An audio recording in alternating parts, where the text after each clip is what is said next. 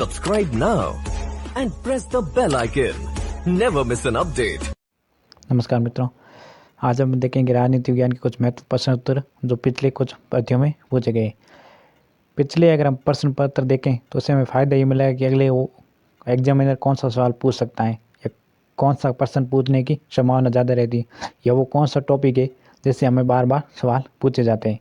ठीक ना, ये जो पिछले प्रश्न है वो हमारे एक सबूत की तरह कार्य करते हैं कि हमें हिंट मिल जाता है कि हमें क्या पढ़ना चाहिए और किस प्रकार प्रश्न बन सकते हैं और जो प्रश्न आए उसके आसपास कौन सा प्रश्न बन सकता है। इससे हमें ये फ़ायदा होता है। इसलिए आप भी एक बार पिछले पेपरों को ज़रूर अध्ययन करें ताकि सफलता में लगभग 20 या 30% वे योगदान रखते हैं पिछले पेपर आपके। पहला क्वेश्चन है आपके कि निर्वाचन आयोग के सदस्यों की संख्या निर्धारित कौन करता है। तो ये है आपके राष्ट्रपति के पास अधिकार है। वित्त आयोग के कार्य लिखिए तो प्राप्त करों के राज्यों को भागों में बांटना और सहायता अनुदान के लिए राज्यों में आवेदनों पर विचार करना, ये वित्त आयोग के कार्य जो मैंने अभी आयोग आपके पिछले वीडियो में पढ़ा दिए। लोक सेवा आयोग के सदस्यों की नियुक्ति से संबंधित अनुच्छेद हैं तो ये आपके 316। नीति आयोग के उपाध्यक्ष की नियुक्ति कौन करता है, ये आपके प्रधानमंत्री और अध्यक्ष भी प्रधानमंत्री होता है। किस समिति की सिफारिश पर सत्कर्ता आयोग का गठन किया गया, तो ये आपके सनातन समिति है जो 1962 में बनी थी, जिसने CBI की स्थापना की थी 1963 में। सरकारी आयोग किससे संबंधित है, केंद्र राज्य संबंध समिति है आपके सरकारी आयोग। भारतीय संविधान के किन अनुच्छेदों में अनुसूचित जनजाति के लिए राष्ट्रीय आयोग का प्रावधान है, तो ये आपके तीनों एक बार क्लियर कर लेते हैं कि 338 में थे आपके SC और ST दोनों का पहले था, फिर ST को आपके 338 ए के तहत अलग कर दिया।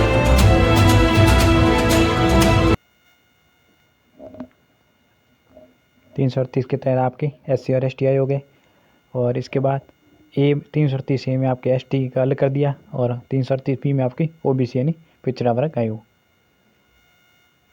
फिर आपके मंडल आयोग के संबंध, तो OBC को इन्होंने आरक्षण दिया था आपके केंद्र में 27%, जो कि 1978 में इसका गठन हुआ था और अगस्त 1990 में OBC को आरक्षण दिया गया।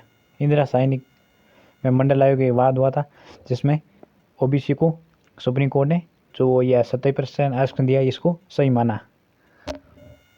राज्य पुनर्गठन आयोग के सदस्य, तो आपके सैयद फजल अली थे, इनके अध्यक्ष थे HN कुंजरू, ये आपके सदस्य थे, और KM पणिकर ये सदस्य थे। ये आयोग राज्यों को एकीकरण के समय बना था कि राज्यों को कितने भागों में बांटा जाए। तो इन्होंने जब आज़ाद हुआ था तब 14 राज्यों का इन्होंने गठन किया था। किसके द्वारा नई अखिल भारतीय सेवाओं का सृजन किया था, तो वो है आपकी राज्यसभा। किस अनुच्छेद के तहत चुनाव क्षेत्रों का परिसीमन करने हेतु एक आयोग का गठन का प्रावधान है, तो अनुच्छेद 82। किस अनुच्छेद के तहत चुनाव संबंधी मामलों में न्यायालय के हस्तक्षेप पर रोक लगाई है, तो आपके अनुच्छेद 329। फिर भारत के संविधान उद्देश्यों में एक के रूप में आर्थिक न्याय किसमें उपबंध किया गया है, तो ये आपके उद्देश्य का और राज्य के नीति निर्देशक तत्वों में, जो मैंने आपके पिछले वीडियो में पढ़ा दिया। भारतीय संविधान की प्रस्तावना निम्नलिखित में से किस स्वतंत्रता का वर्णन है, तो ये आपके विचार की स्वतंत्रता, विचार प्रकटन की स्वतंत्रता और विश्वास की स्वतंत्रता। फिर भारत के संदर्भ में निम्न में धर्मनिरपेक्ष शब्द का अर्थ है, तो भारत में राज्य का कोई धर्म नहीं होगा। राज्य के नीति निर्देशक तत्वों में लागू करना किसका कर्तव्य है, आपके राज्य का। भारत में उच्चतम न्यायालय का उद्घाटन किस तिथि को होता है, 28 जनवरी 1950 को। उच्चतम न्यायालय के न्यायाधीशों की संख्या में वृद्धि करने की शक्ति किसके पास है, आपकी संसद के पास। फिर 19वां क्वेश्चन, उच्चतम न्यायालय के न्यायाधीश किस प्रकार हटाए जा सकते हैं, तो राष्ट्रपति द्वारा संसद की सिफारिश पर। 20वां, भारत के न्यायालय के क्षेत्राधिकार किसके द्वारा बढ़ाया जा सकता है, तो संसद द्वारा विधि बनाकर यानी कानून बनाकर। 21वां, भारतीय संविधान में बनती प्रत्यक्षीकरण का आदेश जारी करने का अधिकार किसके नियत हैं, तो ये हाईकोर्ट और सुप्रीम कोर्ट दोनों के पास है। फिर 22वां, संसद के किसी भी सदन के सदस्य की निर्वाचन योग्यता से संबंधित प्रश्न का अंतिम निर्णय कौन लेगा, तो आपके निर्वाचन आयोग की राय पर राष्ट्रपति द्वारा। 24वां, भारत के किसी राज्य में विधान परिषद का सृजन अथवा समाप्ति की जा सकती है, तो ये राज्य विधानसभा के तथ्य संबंधी संकल्प पारित करने के बाद संसद द्वारा। 25वां है आपके, संसद किसी सदन के सदस्य न होने पर सदन की बैठक में कौन भाग ले सकता है, तो भारत का महान्यायवादी, ये सदस्य न होते भी भाग ले सकता है। 26वां, कोई विधेयक धन विधेयक है या नहीं, इसका निर्णय कौन लेता है, लोकसभा अध्यक्ष। 27वां, यदि सरकार राज्यसभा में पराजित हो जाए तो क्या होगा, इस पर कोई फर्क नहीं पड़ेगा, यानी ये वोटिंग का मामला है, क्योंकि सरकार का मेन होता है वो है आपके लोकसभा।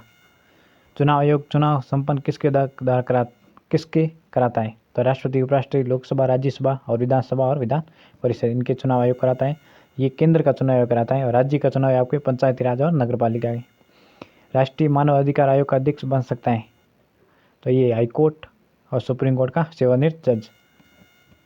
राष्ट्रपति की अध्यादेश जारी करने की शक्ति किसकी प्रकृति है? तो आपकी विधायक की है, यानी एक सिर्फ विधायक कानून के रूप में। फिर अगर वो अधिनियम बनाना है या सीमित परमानेंट कानून बनाना है तो उसके लिए संसद में इसको पारित करना होगा। 31वां आपके आकस्मिक निधि में राशि निकालने हेतु किसकी अनुमति की आवश्यकता है? तो अनुच्छेद 267 राष्ट्रपति के द्वारा। 32वां अनुच्छेद 143 के अंतर्गत सर्वोच्च न्यायालय से राष्ट्रपति परामर्श लेने पर राष्ट्रपति बाध्यकर नहीं होगा, यानी वो परामर्श मानने के लिए राष्ट्रपति इसके बाध्य नहीं है। 33वां लोकसभा की अवधि किस दिन 5 वर्ष होती है? प्रथम बैठक के दिन से, जिस दिन प्रथम बैठक होती है उस दिन से शुरू होती है। 34वां किस समिति में केवल लोकसभा सदस्य होते हैं? तो आपके प्राक्कलन समिति। किचन कैबिनेट किस है? ये किचन कैबिनेट एक अनौपचारिक निकाय है जिसे हम आपके ये कह सकते हैं मंत्रिमंडल, जिसे हम कैबिनेट मिशन कहते हैं, कैबिनेट मंत्री। लोकसभा की गणपूर्ति कितनी है? आपके 55%, यानी ये आपके 10%, 1/10 भाग होनी चाहिए, तो इसके सदस्य होंगे लगभग 55। न्यायिक पुनर्विलोकन सबसे मूल उद्देश्य है तो ये आश्वस्त कराता है कि विधायिका का संविधान के अनुसार बनाए नहीं। न्यायिक पुनर्विलोकन एक सीधा अर्थ है कि जो भी सरकार कानून बनाती है न्यायालय उसकी जांच करता है। अगर कानून सही है तो न्यायालय उसको सही मानता है, गलत है तो फिर न्यायालय द्वारा उसे वैध यानी हटा दिया जाता है या फिर उसे असंवैधानिक घोषित किया जाता है। कौन बिना संसद का सदस्य बने ही संसद की अध्यक्षता करता है? तो भारत का उपराष्ट्रपति।